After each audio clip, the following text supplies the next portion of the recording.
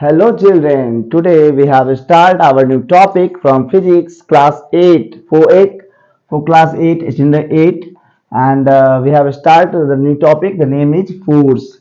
Force and pressure belongs from the physics chapter and it's continue in the class 8 but at the previous time we have also discussed about the pressure. So at the time right now we have only discussed about the forces. Okay, so in this chapter we have some gathered some topics, that is force are due to an interaction, force, that's unit, that symbol, that formula, and what is the 1 Newton force and the effect of forces also we have to know about him at the time right now, and the types of some forces, that is contact force, muscular forces, and balance and unbalanced force, and gravitational and many other forces, that's mean non-contact forces. So let us start our all the topics. Please, if you have not subscribed my channel, Myra Science Classes, so please you subscribe here. Then we have to also continue from it. So the first question is, what is force? Yeah, give the definition of force. So force means धक्का या force means खिंचाव, यानी कि push और pull. Push means धक्का देना and pull means खींचना किसी चीज को. So a force is defined as, that is, a pushing or pulling on an object is called force. A pushing or pulling on an object is called force.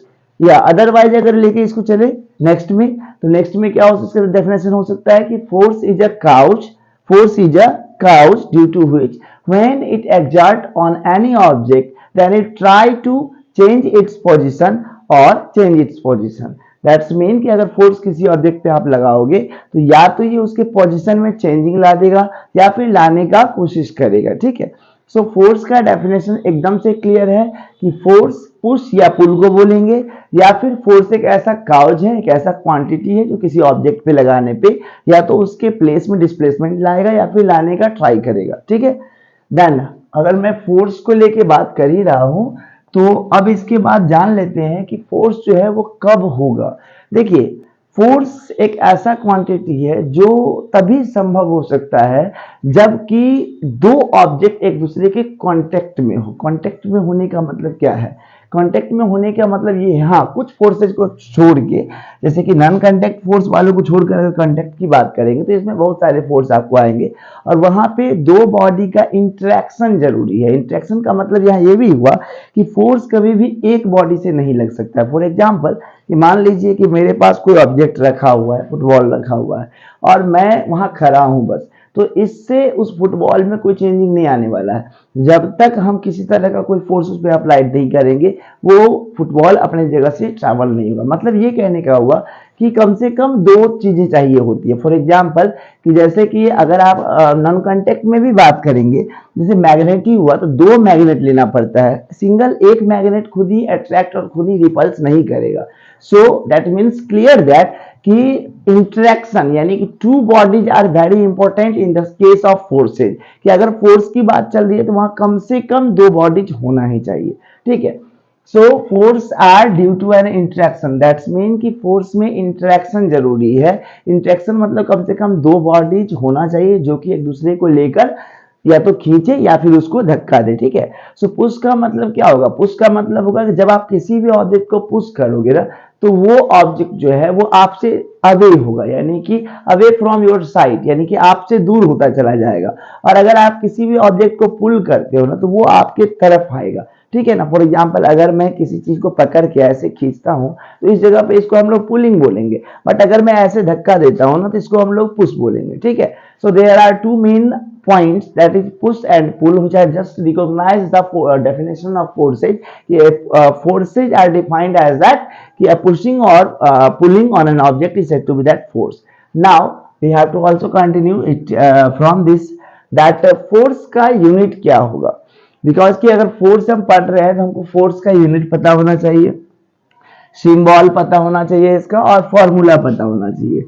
तो देखिए, formula जो force का है वो डेरिवेट जो हम लोग करेंगे वो तो क्लास 9th में करने वाले हैं. अभी हम लोगों को डेरिवेट करना नहीं है उस फॉर्मूला को, यानी कि फाइंड नहीं करना है, बस जान लेना है. तो यहाँ पे मैं कुछ बातें लिख रहा हूँ जो कि आप ध्यान से समझेंगे इसको.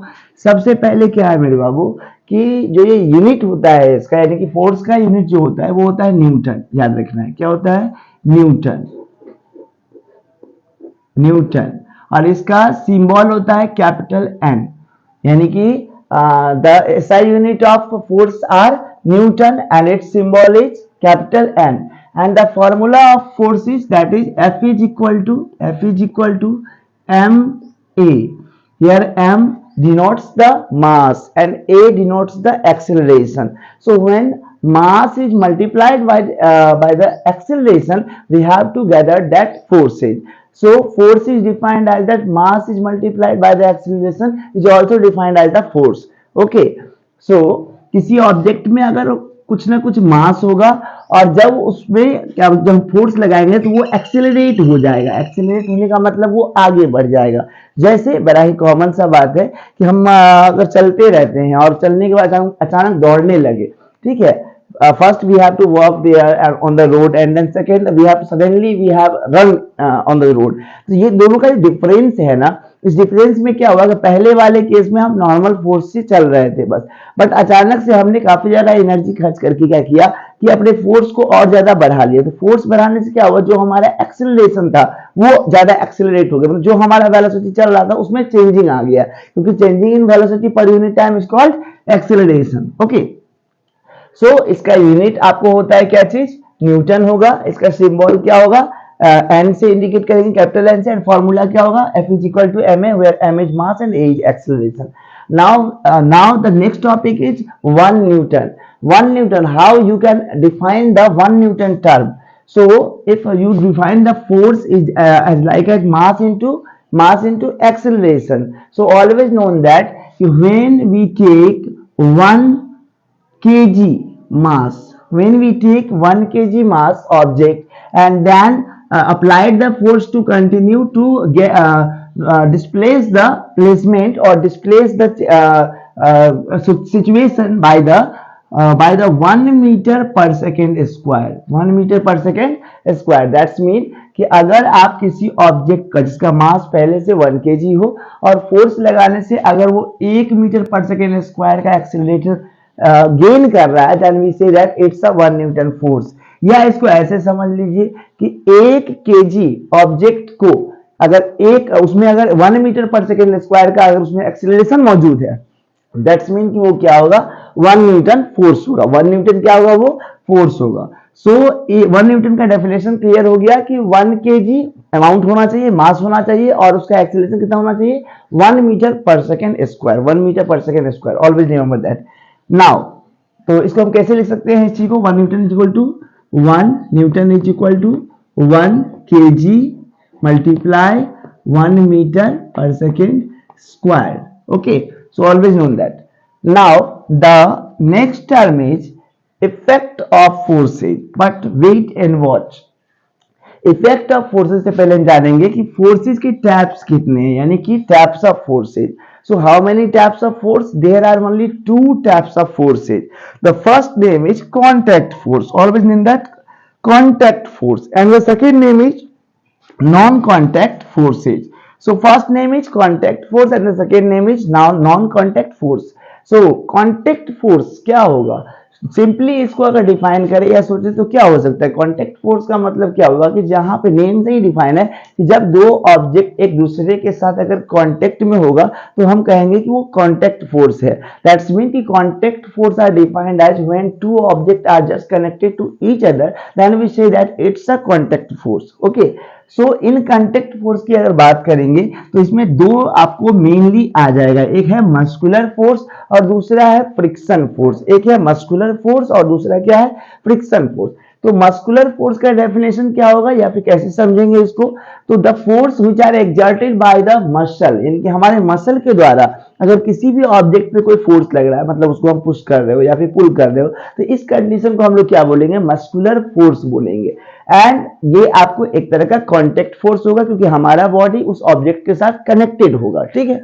एंड द सेकेंड इज कि फ्रिक्शन फोर्स क्या होता है। देखिए फ्रिक्शन फोर्स क्या होता है नॉर्मली, कि ये एक ऐसा फोर्स होता है जो कि दो ऑब्जेक्ट के बीच में लगता है, वो भी कनेक्ट होने पर ही लगेगा, बट इसमें केसेज कुछ हो जाते हैं। केसेज का मतलब क्या हो गया कि कम से कम एक बॉडी को दूसरी बॉडी पे ना मूव करना होता है, मतलब कि एक सरफेस पे दूसरे सरफेस को ना किसी एक डायरेक्शन में मूव करना होता है। जब ये मूव करेगा ना एक डायरेक्शन में, किसी पर्टिकुलर डायरेक्शन में, तो इसके अपोजिट में ना सरफेस क्या करेगा, एक फोर्स लगाएगा इसको रोकने के लिए, इसको स्टॉप करने के लिए। और ये जो फोर्स लगाएगा सरफेस इसके अगेंस्ट होगा, इसको बोलेंगे हम लोग क्या चाहिए, फ्रिक्शन फोर्स। यानी कि friction force are those force which are just acted by the surface towards the moving object in between the surface of contact, याद रखना है, ठीक है।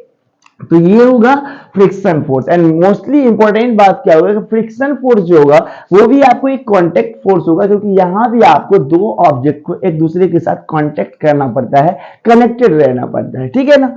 चलिए, अगर आपको ये समझ में आ गया कांटेक्ट फोर्स, तो अब हम लोग समझते हैं नॉन कांटेक्ट फोर्स क्या होता है। नॉन कांटेक्ट फोर्स का मतलब क्या है, जहां पे आपका दो बॉडी, ठीक है, एक दूसरे के साथ कनेक्टेड नहीं होना चाहिए, ठीक है ना। फॉर एग्जांपल यहाँ पे कुछ हम ले लेते हैं, कुछ डेफिनेशन ले लेते हैं, कुछ टर्म ले लेते हैं, जैसे gravitational force. Normally gravitational force क्या होता है, तो इस यूनिवर्स में, ठीक है, in our universe there are many celestial bodies which are just revolve around the sun, and sun is also a celestial bodies, है ना। अर्थ भी हमारा एक celestial bodies में आता है। तो मतलब जितना भी है ना यूनिवर्स में जो भी ऑब्जेक्ट है ना, वो सब एक दूसरे से ना एक फोर्स से अट्रैक्ट रहता है, ठीक है ना। और इस फोर्स को हम लोग क्या बोलते हैं, इस फोर्स को हम लोग बोलते हैं क्या चीज, ग्रेविटेशनल फोर्स बोलते हैं। मोस्ट इंपोर्टेंट इसमें एक बात याद रखना है, ठीक है। और चीजों में क्या होता है, जैसे कि आप कांटेक्ट फोर्स में जाओगे तो वहां पे क्या होगा ना कि आपको जो अट्रैक्शन होता है, मतलब कि कांटेक्ट फोर्स में जाओगे आप, यहाँ पे आपको क्या होगा कि पुश पुल सब हो सकता है। लेकिन ग्रेविटेशनल फोर्स की अगर बात करेंगे ना, तो यहाँ पे आपको सिर्फ और सिर्फ जो है वो पुल ही नजर आएगा। मतलब ग्रेविटेशनल फोर्स में कभी भी खींचेगा नहीं वो ऑब्जेक्ट को, अपने से दूर नहीं भगाएगा। ये एक थोड़ा सा ध्यान में रखिएगा। मतलब मेरे कहने का ये हुआ कि अगर आप मैग्नेटिक में अभी हम आपको बताएंगे तो उसमें समझ में आएगा कि नहीं, उसमें आपको पुशिंग और पुलिंग दोनों होता है, मतलब अट्रैक्शन और रिपल्सन दोनों होते रहता है, सामने में दिखता है। एंड ऑल्सो इलेक्ट्रोस्टैटिक में भी आपको ये चीजें बन जाती है। But in case of gravitational always remember that gravitational में आपको जब भी होगा वो पुलिंग ही होगा, मतलब उसको खींचेगा ही, कभी भी उसको अपने से दूर नहीं भगाएगा। तो ग्रेविटेशनल फोर्स क्या होगा, ये एक ऐसा फोर्स होगा जो कि जनरेट होगा दोनों ऑब्जेक्ट के बीच में, और उसमें कोई टच नहीं होना चाहिए, कांटेक्ट नहीं होगा। बट ध्यान रखना है कि ये यूनिवर्सल ऑब्जेक्ट में होता है, मतलब कि सेलेस्टियल बॉडी सब में ज्यादातर देखने को मिलता है, ठीक है। इसके बाद है मैग्नेटिक। मैग्नेटिक क्या होगा, तो नॉर्मली इसका डेफिनेशन एकदम क्लियर है, the force which are exerted between the two magnets और more than two magnets, okay, then we have to say that it's a magnetic force. And magnet में क्या होता है, दो पोल्स होता है, नॉर्थ पोल और साउथ पोल होता है कि नहीं है। एंड ये दोनों पोल्स जो होते हैं वो अपने जो मैग्नेट होता है उस पर क्या करता है कि वो अपना एक पोल बना के रखता है, जो कि दूसरे को अट्रैक्ट करने में या फिर उसको रिपल्स करने में मदद करता है, ठीक है ना। और हम सबको ये भी पता है इसके रूल्स के बारे में कि अगर अपोजिट पोल्स रहेगा तो वो अट्रैक्ट करेगा, है ना, और अगर वो अपोजिट पोल नहीं रहेगा, सेम पोल रहेगा, तो रिपल्स करेगा। तो मैग्नेट को लेके माइंड में सेट होना चाहिए कि मैग्नेट फोर्स क्या होगा, magnetic force, the force which are exerted between two magnet और more than two magnet also. And the last term is that is electrostatic force. So in our chapter, that's mean in our class 8 we have to recognize the chapter of forces, and electrostatic is most important topic. So थोड़ा सा इसको हम लोग बेहतर तरीके से, एक brief तरीके से जानने का प्रयास करते हैं कि ये क्या है इलेक्ट्रोस्टैटिक फोर्स। तो इलेक्ट्रोस्टैटिक को थोड़ा सा समझ लेते हैं हम लोग, ठीक है। और इसके लिए हम इसको पहले इरेज कर देते हैं यहां से इसको। चलिए, इलेक्ट्रोस्टैटिक फोर्स क्या होता है। इलेक्ट्रोस्टैटिक फोर्स का पहले मतलब समझते हैं। देखिए, इलेक्ट्रोस्टैटिक, तो इलेक्ट्रो वर्ड जो है वो इलेक्ट्रॉन से आया हुआ है, ठीक है। एंड स्टैटिक का मतलब होता है स्टॉप यानी कि स्टेशनरी। तो इसमें क्या होता है ना कि जो इलेक्ट्रॉन है वो आपको मूव नहीं करेगा, ठीक है, मतलब जो इलेक्ट्रॉन, वैसे इलेक्ट्रॉन्स करते क्या है, मतलब कोई भी जो हमारा जो यूनिवर्स है उसमें जितना भी आपको ऑब्जेक्ट है, उस ऑब्जेक्ट के सबसे छोटे पार्ट को हम लोग एटम बोलते हैं। एंड एटम के अंदर में 3 फंडामेंटल पार्टिकल बैठा हुआ है, इलेक्ट्रॉन हो गया, प्रोटॉन हो गया, न्यूट्रॉन हो गया। इसमें प्रोटॉन और न्यूट्रॉन आपको सेंटर में बैठे हुए हैं, ठीक है ना, जो कि मास को कंजर्व रखता है। एंड इलेक्ट्रॉन क्या करता है, वो रिवॉल्व करते रहता है अपने सर्कुलर पाथ में, है ना, जिसका अपना एक खास एनर्जी लेवल होता है, उसका वैल्यू भी होता है NH/2 पाई। बट यहाँ केस क्या है कि इलेक्ट्रॉन का ही काम होता है मूव आउट करने का। बट इस केस में जो इलेक्ट्रोस्टैटिक होगा, इसमें इलेक्ट्रॉन को लेकर ही बात करेंगे, लेकिन इलेक्ट्रॉन इसमें मूव नहीं करेगा, वो स्टॉप करेगा। सो स्टैटिक का मतलब स्टॉप, एंड इलेक्ट्रो वर्ड जो है वो आपको किससे आया हुआ है, वो आया हुआ है इलेक्ट्रॉन से। सो इसमें क्या होगा कि इलेक्ट्रॉन जो है वो रुका हुआ रहेगा और इलेक्ट्रॉन के बीच में ही चार्ज लगेगा, मतलब किसी न किसी चार्ज का एक अट्रैक्शन चलेगा या रिपल्सन चलेगा, और इस केस को हम लोग इलेक्ट्रोस्टैटिक फोर्स में डाले हुए हैं, ठीक है। सो इसमें क्या होता है समझते हैं, देखिए, all object in the universe are electrically neutral. जितना भी ऑब्जेक्ट है ना वो सब इलेक्ट्रिकली न्यूट्रल है। न्यूट्रल का मतलब क्या हुआ कि उसमें जितना पॉजिटिव चार्ज होगा प्रोटॉन और उतना ही निगेटिव चार्ज होगा इलेक्ट्रॉन, ठीक है, वो इलेक्ट्रिकली न्यूट्रल है। बट ऐसा क्या होता है कि कुछ ऐसे ऑब्जेक्ट्स होते हैं जिसको ना आपस में रब करने से ना, जैसे फर एंड ग्लास हो गया, ठीक है, एवोनाइट रॉड हो गया, तो ये सब जो आपस में आप रब करोगे ना इसको, तो इसमें क्या होगा, कुछ चार्ज का सेपरेशन होता है। चार्ज का सेपरेशन मतलब कुछ चार्ज वो एक ऑब्जेक्ट से दूसरे ऑब्जेक्ट पे चला जाएगा, ठीक है ना। तो इस केस में क्या होता है कि वहां पे चार्जिंग का गैप हो जाता है और किसी में चार्जिंग बढ़ जाता है। तो अपने आप को बैलेंस करने के लिए ना ये एक दूसरे को अट्रैक्ट करते हैं, ध्यान में रखिएगा। तो वही जो चार्ज का आपस में अट्रैक्शन होता है ना, उसको हम लोग क्या बोलते हैं, इलेक्ट्रोस्टैटिक फोर्स बोलते हैं। क्या बोलते हैं उसको, इलेक्ट्रोस्टैटिक फोर्स बोलते हैं। सो ऑलवेज नोन दैट कि इलेक्ट्रोस्टैटिक फोर्स क्या होता है, ये एक ऐसा फोर्स है जो कि आपको किसी भी ऑब्जेक्ट में, जो कुछ कुछ इंपॉर्टेंट ऑब्जेक्ट होते हैं उसमें क्या होता है कि चार्जिंग सेपरेशन के कारण लगता है, ठीक है ना। सो इलेक्ट्रोस्टैटिक भी आपको एक तरह का नॉन कॉन्टेक्ट फोर्स हो गया, मैग्नेटिक भी आपको एक तरह का नॉन कॉन्टेक्ट फोर्स हो गया, एंड ग्रेविटेशनल भी आपको नॉन कॉन्टेक्ट फोर्स हो गया। सो टाइप्स ऑफ फोर्सेज में हम लोगों ने बहुत कुछ पढ़ा। We have also read about that contact forces and non contact force. In contact force we have to read about that muscular force and friction force, and non-contact force we also read that gravitational, magnetic and electrostatic. Now we come our new topic, the name is effect of forces. So effect of forces, that's mean कि force क्या कर सकता है। देखिए normally क्या होता है ना कि फोर्स बहुत सारा काम कर सकता है, ठीक है। Force are doing that very works in the case of phenomena of physics. So there are works. First work is that कि इसका फर्स्ट फंक्शन क्या होगा कि ये ना आपको किसी भी ऑब्जेक्ट पर एक्ट होके उसके शेप को चेंज कर सकता है, यानी कि वो पहले जिस शेप में है उससे उसके शेप को चेंज कर सकता है। यानी कि force can do the changing of the shape of an object, मतलब किसी भी ऑब्जेक्ट के शेप को वो चेंज कर सकता है अगर आप उस पर एक्ट करोगे फोर्स तो, ठीक है।